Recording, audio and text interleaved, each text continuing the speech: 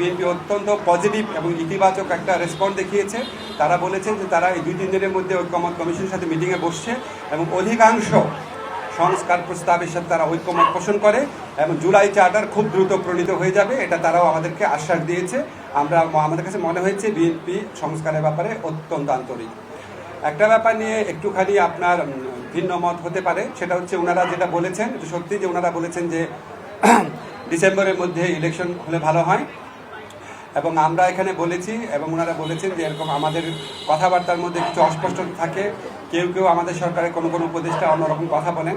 আমরা এটা ক্যাটাগরিক্যালি বলেছি যে যেটাই বলুক না কেন, আমাদের প্রধান উপদেষ্টা জাতির উদ্দেশ্যে দেওয়া ভাষণে বারবার যেটা রিপিট করেছেন সেটাই দলের অবস্থান। সেখান থেকে অন্য কেউ যদি বেফাস কথা বা অন্যরকম নিজস্ব বিবেচনা প্রসূত কথা বলেন সেটাতে তারা যেন বিভ্রান্ত না হন। আমাদের প্রধান উপদেষ্টা ডক্টর মোহাম্মদ ইউনূস উনি প্রথম থেকেই বলেছেন ডিসেম্বর থেকে জুন। আজকে আলোচনায় আমরা কয়েকটা বিষয় স্পষ্ট করেছি, সেটা আপনাদের বলি। একটা হচ্ছে ডিসেম্বর থেকে জুন মানে যে আমরা ইচ্ছা করে দেরি করে করে মে বা জুন মাসে ইলেকশন করবো, সেটা না। ডিসেম্বর থেকে জুন মানে হচ্ছে ডিসেম্বর থেকে জুনের মধ্যে যত তাড়াতাড়ি সম্ভব। যদি আমরা ডিসেম্বরে সম্ভব হয় ডিসেম্বরে, না হলে জানুয়ারিতে, এভাবে বুঝিয়েছি যে ডিসেম্বর থেকে জুন মানে যে আমরা ইচ্ছা করে একটু বেশি ক্ষমতা ভোগ করার জন্য বা এমনি অকারণে আমরা 1 মাস 2 মাস বেশি ক্ষমতা থাকলাম, মোটেও সেটা না। ডিসেম্বরের থেকে জুনের মধ্যে যত তাড়াতাড়ি সম্ভব। এখন ওনারা একটু জানতে চেয়েছে যে সংস্কার যদি হয়ে যায় এত দেরি করার মানে কি আছে। আমরা ব্যাখ্যা করে বুঝিয়েছি জুলাই চার্টার প্রণীত হলেও যে প্রয়োজনীয় আইনগত ব্যবস্থা, নীতিগত ব্যবস্থা সেগুলি গ্রহণ করতে মাঝে মাঝে সময় লাগে। যেমন একটা এক্সাম্পল দিয়ে বলেছি যে ডিজিটাল সুরক্ষা আইন, এটা আমরা 23 বার ড্রাফট করেছি বিভিন্ন অংশীজনের মতামত নেওয়ার জন্য এবং বেশ কয়েক মাস সময় লেগেছে। সেজন্য আমরা বলছি আমরা তো পিন পয়েন্ট করতে পারবো না জুলাই চার্টার পরিণত হওয়ার পরও কোন আইনটা কতদিনে হয়ে যাবে, কারণ আমরা তো অংশীজনের সাথে কথা বলবো, ব্রড কনসালটেশনের ভিত্তিতে করবো। আরেকটা বিষয় আমরা বলেছি যে আমাদের তো একটা জনগণের তো একটা আকাঙ্ক্ষা আছে যেন আমরা বিচার করে যাই। আজকে বাংলাদেশে এত হাজারের বেশি তরুণ জীবন দিয়েছে, আর প্রায় 50-60 হাজার মানুষ আপনার শারীরিকভাবে পার্মানেন্টলি ক্ষতিগ্রস্ত হয়েছে, চোখ হারিয়েছে।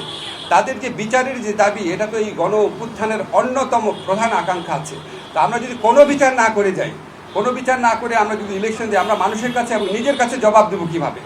ফলে শুধু ইলেকশনটা সংস্কার, নির্বাচন, ইলেকশনের ব্যাপারটা সংস্কার, বিচার এবং আমাদের সরকারের গৃহীত কিছু পদক্ষেপের উপর নির্ভর করে। এই জন্যই ডিসেম্বর থেকে জুন টাইমলাইনটা বলা হয়। কিন্তু আমরা ক্যাটাগরিক্যালি বলেছি এটা কোনোভাবেই জুনের বেশি যাবে না, যে যে কথাই বলুক না কেন। এটা প্রধান উপদেষ্টার অঙ্গীকার পুরা জাতির প্রতি, রিপিটেডলি উনি বলেছেন কোনো অবস্থাতেই জুন অতিক্রম করা হবে না, নাম্বার 1। নাম্বার 2 হচ্ছে ডিসেম্বর থেকে জুন মানে হচ্ছে ডিসেম্বর থেকেই জুন, বাট এর মধ্যে যত তাড়াতাড়ি সম্ভব অযথা কালক্ষেপণের বিন্দু মাত্র চেষ্টা আমাদের মধ্যে থাকবে না। নাম্বার 3 হচ্ছে যতটা সম্ভব সংস্কার আমরা করে যেতে চাই। এই হচ্ছে আমাদের বক্তব্য। এরপর যদি আপনাদের কোনো প্রশ্ন থাকে বলতে পারেন। আমরা 5টায় আসতে প্লিজ আপনি কোন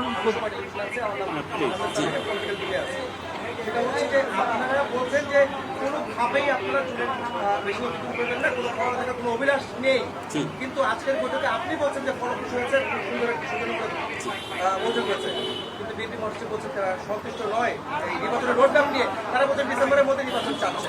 বিএনপির মহাসচিব এটা বলার অবশ্যই অধিকার আছে। একটা আলোচনা থেকে একজন একভাবে পারসিভ করে, আরেকজন আরেকভাবে পারসিভ করে।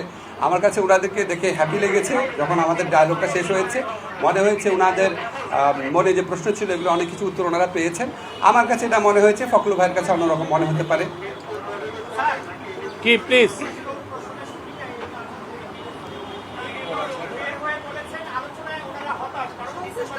এটা উত্তর দেওয়া হয়েছে, উত্তর দেওয়া হয়েছে।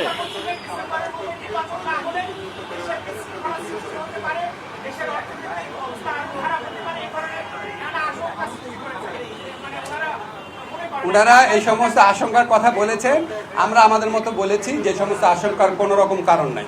এসব ব্যাপারে আমরা সচেতন আছি। আমরা অত্যন্ত রেসপেক্টফুলি ওনাদের মতামত আমরা বিবেচনায় নিয়েছি। আমরা এই ব্যাপারে আরও সচেতন থাকবো।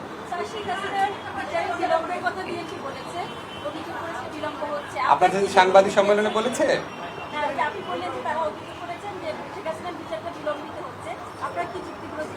আমি তো বললাম এখানে, আমরা বলেছি শেখ হাসিনার বিচারে কোনো রকম বিলম্ব হচ্ছে না। আপনারা একটা জিনিস খেয়াল করে দেখবেন, শেখ হাসিনা সরকার যখন জামাত ইসলামদের লিডারদের যে একটা খুবই প্রশ্নবিদ্ধ বিচার করেছিলেন, এবং ওই বিচারে অ্যাভারেজ টাইম লেগেছে 2.5 বছর। আপনাদের একটা পার্সপেক্টিভে দেখতে হবে, আমরা যেই ভয়াবহ এবং ব্যাপক অপরাধ ঘটেছে এটার উপযুক্ত সাক্ষ্য প্রমাণ সংগ্রহের জন্য আমাদের প্রসিকিউশন এবং তদন্তকারী টিম, আপনারা একটু গিয়ে ওখানে খবর নিয়ে দেখেন ওনারা কী পরিমাণ পরিশ্রম করেন। এবং আমাদের পক্ষ থেকে, সরকারের পক্ষ থেকে যা চাওয়া হয়, যেই দিন চাওয়া হয়, গাড়ি লাগবে, তারপর ডিভাইস লাগবে, তদন্তকারী বেশি লাগবে, প্রসিকিউশন টিম বেশি লাগবে, যা চাওয়া হয় আমরা সর্বোচ্চ প্রায়োরিটি দিয়ে ওনাদেরকে হেল্প করি। এবং আপনাদের মনে রাখতে হবে, আমাদের এই ট্রাইব্যুনালটা কিন্তু এই সরকার আসার সাথে সাথে গঠিত হয় না, আমাদের বিল্ডিংও ছিল না, নতুন বিচারক নিয়োগ করতে হয়েছে, প্রসিকিউটর নিয়োগ করতে হয়েছে। ওনারা অভিযোগ করেছেন, যখন আমরা যখন যুক্তিগুলা দিয়েছি তখন ওনারা আর কোনো কথা বলেন নাই, তো আমরা ধরে নিয়েছি আমাদের কথাটা ওনারা বুঝতে পেরেছে।